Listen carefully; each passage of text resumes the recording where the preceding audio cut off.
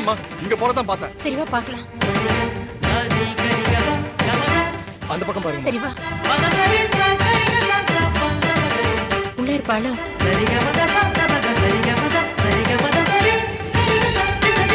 அம்மா அங்க பாருங்க. அதோ சாந்தி. சாந்தி, சாந்தி, சாந்தி, சாந்தி, உன்னை எங்கெல்லாம் தேடுறது? சாந்தி, என்னம்மா இது சொல்லாம கொள்ளாம? ஐயோ,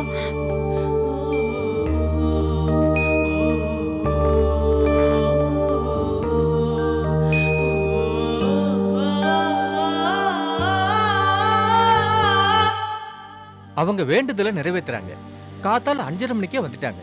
அவங்க கோவில் பிரகாரத்தை 108 முறை பிரதட்சணை வரதாவும் மௌன விரதம் இருக்கதாவும் சொல்லிட்டு நடக்க ஆரம்பிச்சிட்டாங்க. இப்ப அநேகமா 100 தடவை பிரதட்சணை வந்திருப்பாங்க.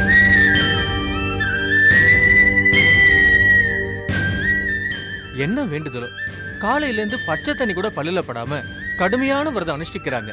அது முடிகிற வரைக்கும் யாரும் பேசாதீங்க. அவங்க களைப்பா இருக்கிறதுனால கூடவே போங்க. சரிங்க.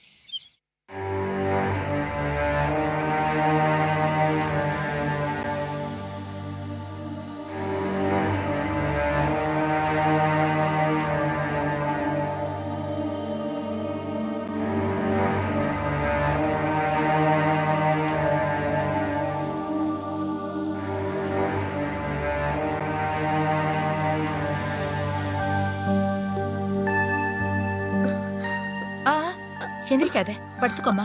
சாந்தி,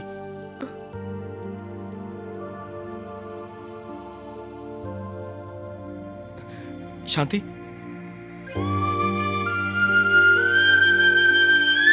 சாந்தி, ஏமா உனக்கு இப்படி ஒரு பெரிய வேண்டுதல்? ஒண்ணு இல்ல. சொல்லுமா, சொல்லுமா.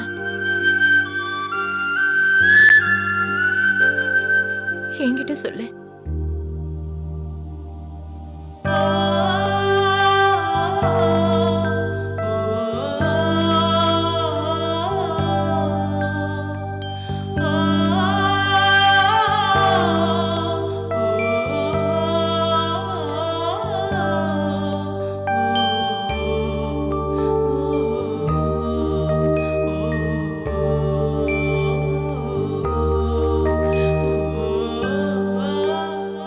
சாந்தி, இது எதுக்கு இவ்வளவு கஷ்டமான விரதம்லாம்? அப்படியே வேண்டிக்கிட்டாலும் 3 சுத்து 9 சுத்துன்னு வேண்டிருக்கலாம்ல. மௌன விரதத்தோட 108 சுத்து. எதுக்குமா இப்படி எல்லாம் பண்ண? யாருக்காக வேண்டிக்கிட்ட? சொல்லுமா.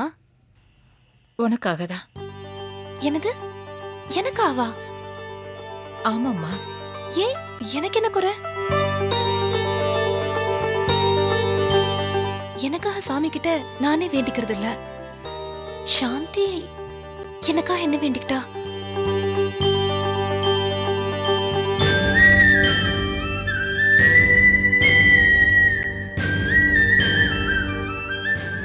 தாயாகணும். நீ தாய்மை அடையணும்னு, உன் மூலமா இந்த குடும்பத்துக்கு ஒரு வாரிசு வரணும்னு அந்த ஆண்டவங்கிட்ட வேண்டிக்கிட்டு பிரகாரத்தை 108 தடவை சுத்தி இருக்கா.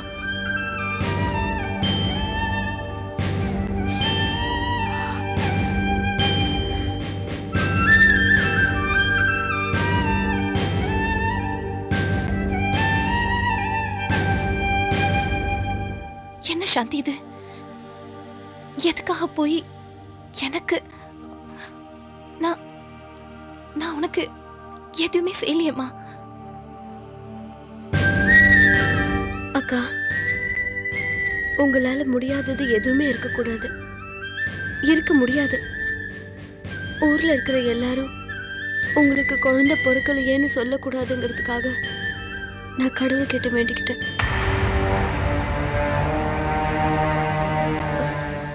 சாந்தி இருமா. உங்க மூலமா இந்த குடும்பத்துக்கு முதல் வாரிசு வரணும், இதான் என் வேண்டுதல். இதை போய் பெருசு பண்ணாதீங்க. என் கூட பிறந்த அக்காவா இருந்தா நான் இந்த நேர்த்திக்கடன் செஞ்சிருக்க மாட்டேனா?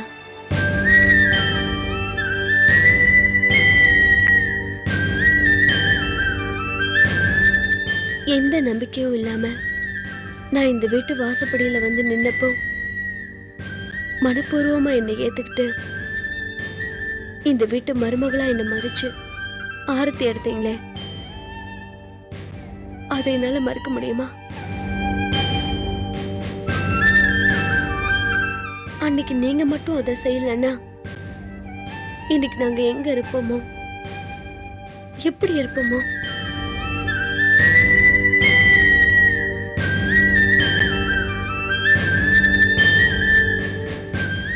அந்த ஒரு நன்றி கடனுக்கு நான் இன்னும் எவ்வளவோ நேர்த்தி கடன் பண்ணணும், பண்ணுவேன்.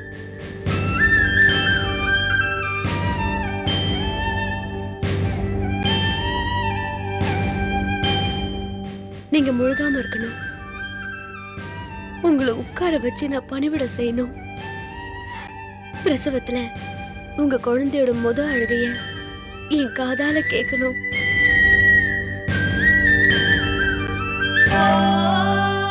சாந்தி, ஐயோ, என்ன நீங்க என்ன போய் கும்பிட்டுக்கிட்டு? வேண்டாங்க, இன்னொரு முறை அப்படி எல்லாம் செய்யாதீங்க. நான் ஏற்கனவே என்ன பாவம் செஞ்சனோ, சில கஷ்டங்களை அனுபவிச்சிட்டு இருக்கேன். நீங்க பெரியவங்க, இப்படி எல்லாம் செய்யாதீங்க. நான் பண்ணது பிரார்த்தனை, தியாகம் இல்ல. உன்னை இந்த வீட்டை விட்டே துரத்தணும்னு நினைக்கிறவங்களுக்கு குழந்தை பாக்கியம் வேணும்னு கடவுள்கிட்ட வேண்டிக்கிட்டியே, உன் அருமை தெரியுமாமா அவங்களுக்கு?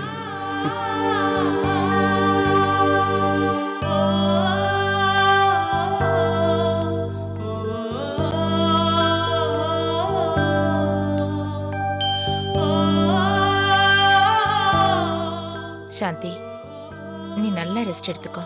நீ சாப்பிடுறதுக்கு நான் சூடா ஏதாவது எடுத்துட்டு வரேன்.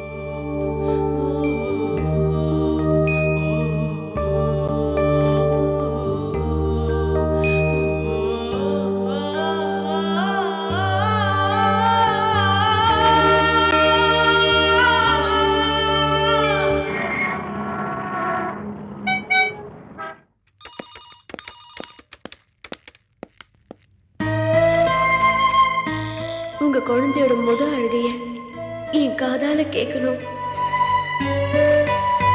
உங்க ஒய்ஃபோட கர்ப்பப்பை ரொம்ப வீக்கா இருக்கு, அதனால அவங்க கருத்தரிக்கிறதே ரொம்ப கஷ்டம்.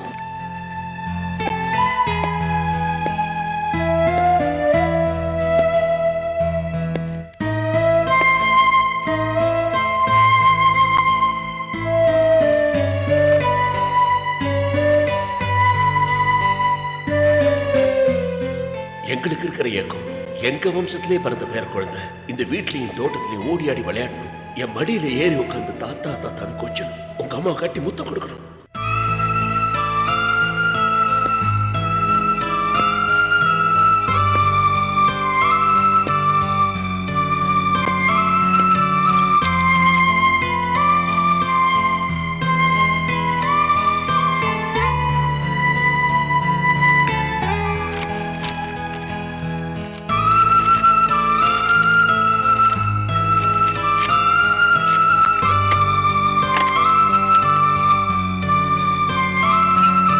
போன மாசம் அக்கௌண்ட்ஸ் எங்க? அது அங்கே தான் சார் இருக்கு. இங்க இருந்தா நான் பார்க்க மாட்டேனா? இல்லை சார், ப்ளூ கலர் ஃபைலில் இருக்கு. வேணா நான் வந்து எடுத்துட்டுமா? வேண்டாம் வேண்டாம், இங்க இருந்தா நானே எடுத்துக்கிறேன்.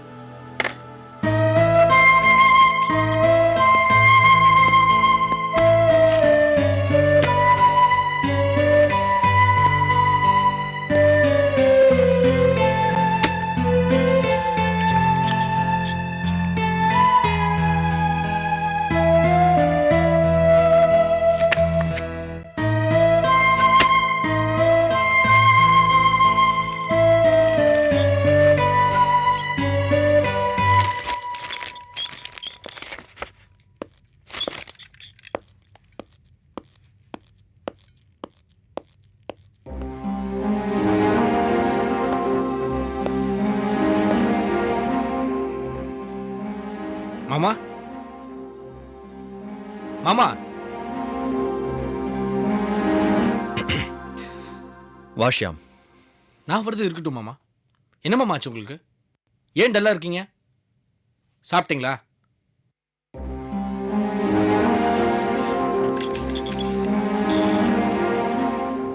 இல்ல ஷியாம், நான் அப்செட் ஆயிருக்கேன். அப்செட் ஆகிற அளவுக்கு என்ன பிரச்சனை? அங்கிள் எதுவும் சொல்லிட்டாரா? நோ, நேற்றுக்கு உங்க அக்காவை கூட்டிட்டு லேடி டாக்டர்கிட்ட போயிருந்தேன். என்ன, அக்காக்கு எதுவும் உடம்பு சரியில்லையா? இல்ல ஷியாம், எங்க அப்பா திடீர்னு பேரம் பேத்தின்னு பேச ஆரம்பிச்சிட்டாரு. கல்யாணமாகி இத்தனை வருஷம் ஆச்சு, எங்க என் பேர பிள்ளைங்கன்னு கேட்க ஆரம்பிச்சிட்டாரு. நியாயமான கேள்விதான் மாமா. அதுக்கு தான் நேத்து உங்க அக்காவை டெஸ்ட்டுக்காக டாக்டர் கிட்ட கூட்டு போயிருந்தேன். உங்க சைலன்ஸை பார்த்தா அக்காக்கு ஏதோ பிரச்சனையா? நோ, அந்த மாதிரிலாம் ஒன்றும் இல்லை ஷியாம். குழந்தை உருவாக்குறதுலையோ வளர்றதுலையோ எந்த சிக்கலும் இல்லை. டெலிவரி டைம்ல தான் கொஞ்சம் கேர்ஃபுல்லாக பார்த்துக்கணும்னு சொன்னாங்க. எனக்கே கஷ்டமாக தான் இருக்கு மாமா. ஆனால் இந்த காலத்தில் மெடிக்கல் சயின்ஸ்லாம் ரொம்ப அட்வான்ஸ்டாக இருக்கு. முதல்ல மாதிரி இதுக்கெல்லாம் பயப்படணுங்கிற அவசியம் இல்லை மாமா. நான் உங்க அக்காவை நினச்சி தான் கவலைப்படுறேன். கடவுள் ஏன் அவளுக்கு இவ்வளோ பெரிய சோதனையை கொடுக்கணும்? கஷ்டப்படுற குடும்பத்துக்கெல்லாம் வதவதன்னு குழந்தை பிறக்குது. உங்களுக்கு ஒரு குழந்தை பிறக்க இப்படி ஒரு கஷ்டமா மாமா? என்ன செய்யறது? ஆண்டவன் நல்லவங்களை தான் சோதிப்பாரு. மாமா, எனக்கு அக்கா உயிர் தான் முக்கியம். ம், நான் ஒன்று சொன்னா தப்பா எடுத்துக்க மாட்டீங்களே? இப்பெல்லாம் உலகம் ரொம்ப அட்வான்ஸ்டாக இருக்கு மாமா. பெத்த பையனே அம்மா அப்பா கொண்டு போய் அநாத ஆசிரமத்தில் சேர்க்குறாங்க. அதே மாதிரி குழந்தை இல்லாதவங்க அநாத இல்லத்தில் குழந்தைய தத்தெடுத்துக்கிறாங்க. இந்த ஃபேமிலி சென்டிமெண்ட்லாம் கொஞ்சம் கொஞ்சமாக டெலிட் ஆகிட்டு இருக்கு.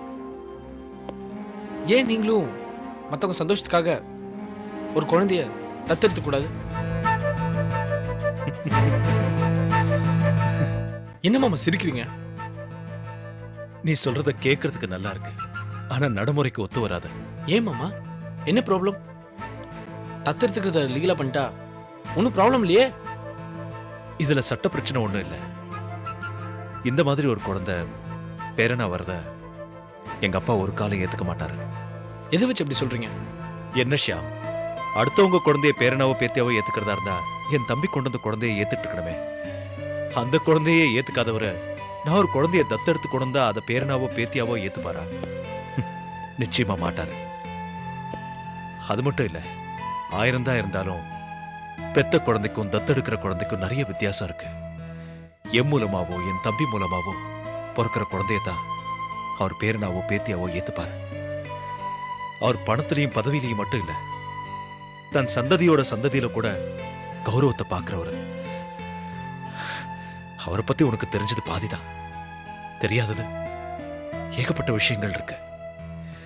அவரை மாத்த முடியாது. அப்படின்னா கொஞ்சம் விட்டு தான் பிடிக்கணும்.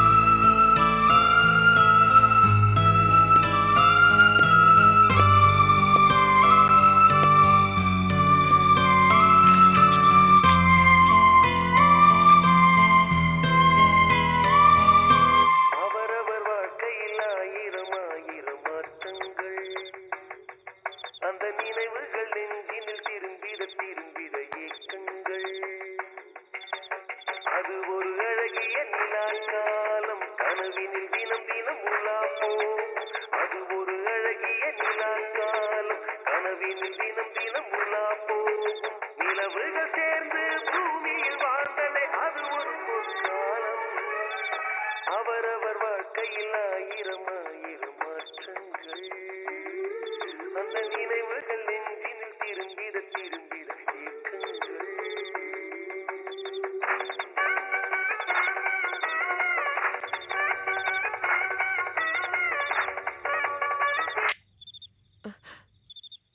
வா சுலோச்சனா, எப்ப வந்த? இப்பதான். என்ன கற்பகம், மருமக வந்ததுக்கு அப்புறம் உன் பாடு கொண்டாட்டம் தான். வீட்டு பக்கம் ஆளே காண்றதில்ல. சேச்சே, அதெல்லாம் ஒண்ணு இல்லம்மா. வீட்டுலதான் மாறி மாறி வேலை இருந்துட்டே இருந்தது. அம்மா, என்ன விஷயமா வந்த? எல்லாம் நல்ல விஷயமா தான் வந்திருக்கேன். அப்படியா? சொல்லு. வேளச்சேரி ரயில்வே ஸ்டேஷன் பக்கத்துல 5 கிரவுண்ட்ல நல்ல இடம் வந்திருக்கு. காத்தோட்டமான வசதி. அப்புறம் 8 அடியிலேயே இளநீர் மாதிரி தண்ணி. அந்த வீட்டு ஓனர் அம்மாவை எனக்கு நல்லா தெரியும். வில்லங்கமே கிடையாது. பக்கா டாக்குமெண்ட்ஸ் இருக்கு. இந்த இடத்த நீ வாங்கி போட்டன்னு வச்சுக்கியே, உன் பிள்ளைக்கு தேவையான ஸ்டூடியோ, கம்பெனிக்கு தேவையான எல்லா சௌகரியங்களையும் நீ பண்ணிக்கலாம். அதனாலதான் உன்கிட்ட சொல்லலாம்னு ஓடி வந்தேன். நல்ல விஷயம்தான். இருந்தாலும் பையனையும் ஒரு வார்த்தை கேட்டுக்கிறேனே.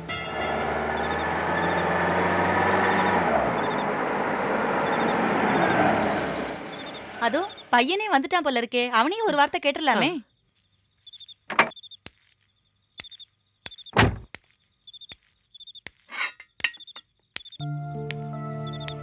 சௌக்கியமா இருக்கீங்களா? நல்ல சௌக்கியம்பா. என்ன ஆன்ட்டி அம்மா என்ன பேசிட்டு இருக்கீங்க? ஒண்ணும் இல்ல தினேஷ், ஒரு 5 கிரவுண்ட் நிலம் விலைக்கு வந்திருக்கு. அம்மா கிட்ட எல்லா விவரமும் சொல்லிருக்கேன். உனக்கு என்ன, ஆர்கே வீட்டு மாப்பிள்ள. உங்க மாமா நினைச்சாருன்னா ரெஜிஸ்டர் வீட்டுக்கே கூட்டிட்டு வந்து முடிச்சு கொடுத்துருவாரே. பேசி முடிவு பண்ணிடலாமா? என்ன சொல்ற?